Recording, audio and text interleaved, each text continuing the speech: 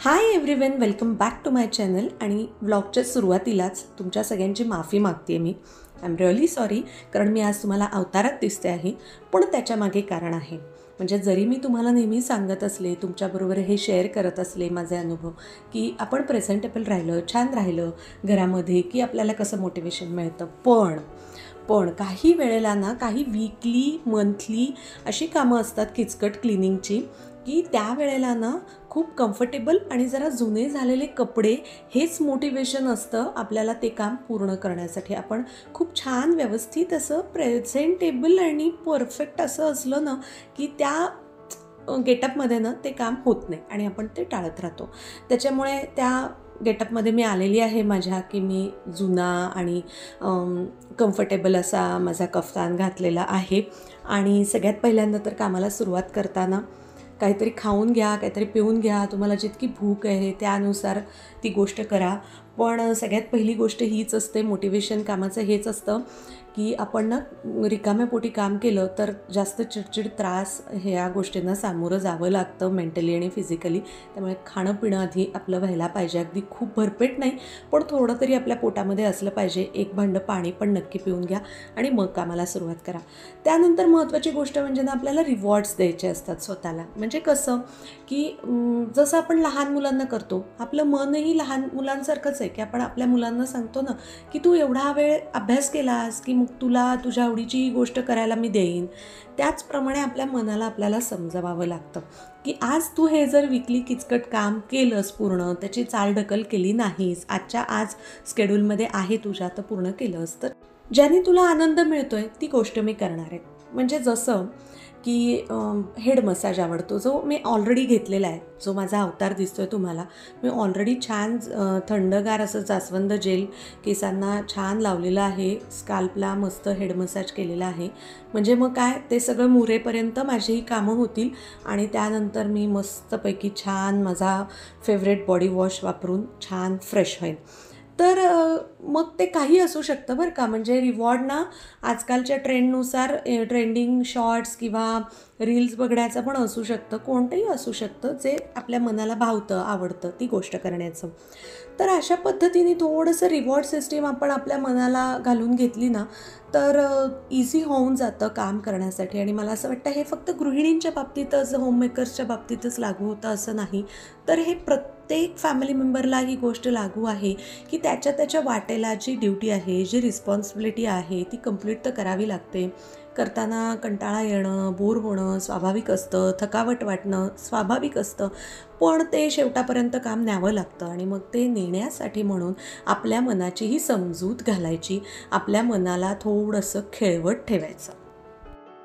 आणि खरं तर ना, आपल्या मनाची पण गरज असते बरं का. आपण ज्या ठिकाणी राहतोय, ज्या चार भिंतीत राहतोय, ते घर क्लीन असणं ही आपल्या मेंदूची, मनाची पण खूप मोठी गरज असते. डिक्लटरिंग ही आपल्या सायकॉलॉजीची पण गरज असते. तर हे सगळं केल्यानंतरचं जे आपल्याला फिलिंग असतं ना, हे अमेझिंग असतं. आणि ऑफकोर्स फिजिकली तर ह्या गोष्टी महत्त्वाच्या आहेतच ना. म्हणजे क्लिनलीनेस, हायजिनिक ह्या गोष्टी आपल्या हेल्थसाठी, आपल्या घरातल्या मेंबर्सच्या हेल्थसाठी किती इम्पॉर्टंट आहेत हे तर आपल्याला सगळ्यांना माहितीच आहे. पण त्या सायकोलॉजिकल आणि मेंटल लेवलला पण इम्पॉर्टंट आहे.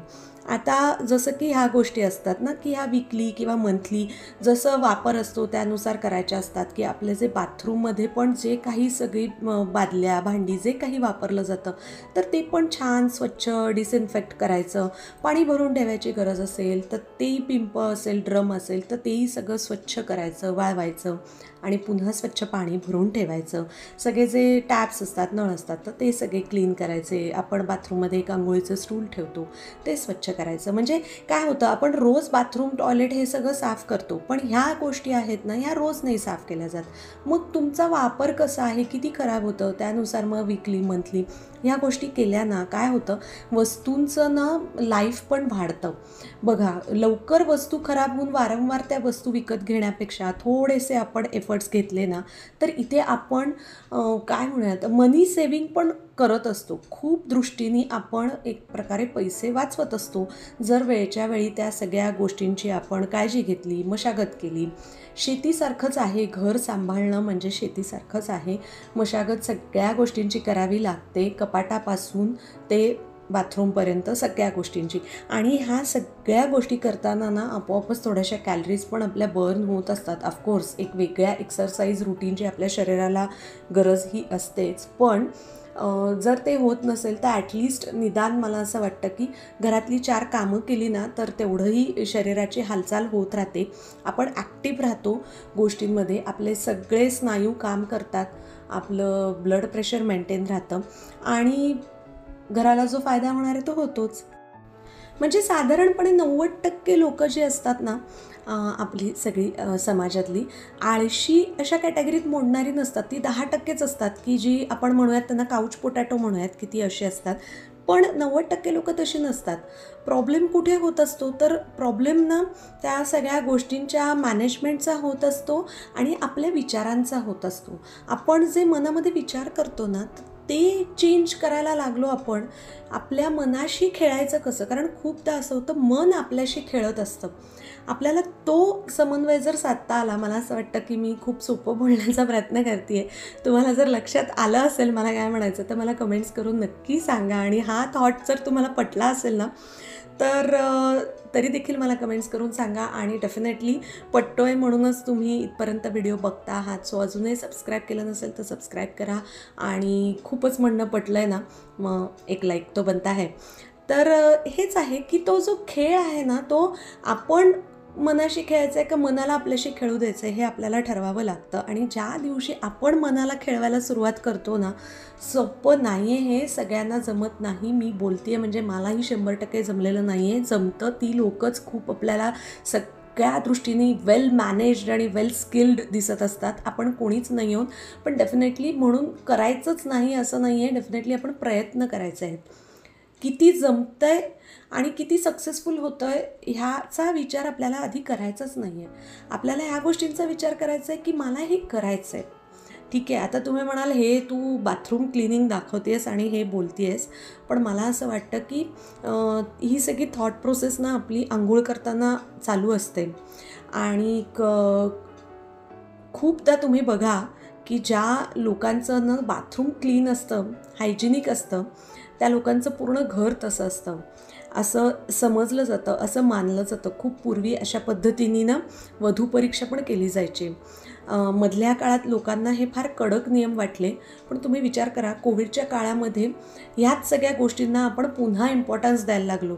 खूप लोकांची ही सवय गेली होती बाहेरून आल्यानंतर हातपाय तोंड धुवायची, ते आता लोक म्हणजे आंघोळी करायला लागलेले आहेत परत नव्याने, नाही का. म्हणजे थोडक्यात काय तर आपल्याला हा सगळ्या मनाचा आणि आपल्या शरीराचा समन्वय साधता आला की आपल्या डेली रुटीनच्या ड्युटीज आपण शक्य तितक्या एफिशियंटली पूर्ण करण्याचा प्रयत्न करतो. हे बघा एंड ऑफ द डे आपल्याला वाटणारच आहे की 10 गोष्टींमधल्या 4 गोष्टी माझ्या राहिल्या, पण 6 गोष्टी आपण सक्सेसफुली व्यवस्थित कंप्लीट करू शकलो ह्याचं समाधान घेऊन झोपणं ही गोष्ट खूप महत्त्वाची असते. आणि समाधान मिळणं न मिळणं या दोन्ही गोष्टी पण आपण मनात काय विचार करतो आहे यावर डिपेंड असतात. मला असं वाटतं मी कन्फ्युजिंग बोलत नसेन. तुमचं मत काय आहे मला कमेंट्समध्ये सांगा. होप तुम्हाला आजच्या व्हिडिओमध्ये काही ना काहीतरी मोटिवेशन नक्कीच मिळालं असेल. पुन्हा भेटूया नेक्स्ट व्हिडिओमध्ये, नेक्स्ट व्लॉगमध्ये. Till then take care. Thanks for watching and bye.